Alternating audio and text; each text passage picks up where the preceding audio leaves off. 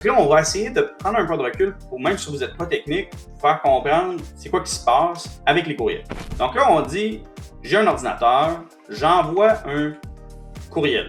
Et là, si j'envoie un courriel de manière générale, avec une adresse courriel Vidéotron ou autre, là, on va dire qu'ils n'ont pas de données chiffrées. Donc, c'est envoyé sans protection. Et là, vous voyez qu'il y a comme le mode party. Là, donc, nos hackers peuvent voir et intercepter l'information tout au long du message. Donc, s'ils ont accès à la base de données, s'ils ont accès un peu à votre routeur quand vous envoyez l'information, tu sais, quand vous êtes chez McDonald's puis que là, vous prenez le Wi-Fi, bien là, ça se pourrait qu'il y ait quelqu'un qui puisse siphonner cette information-là s'il n'est pas encrypté.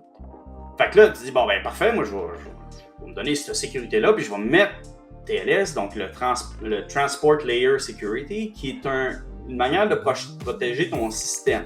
Fait que quand tu envoies l'information, elle est encryptée. Mais si ton expéditeur il t'envoie de l'information, puis toi, tu es encrypté, ça n'a rien changé tout le long qu'il t'a envoyé le stock.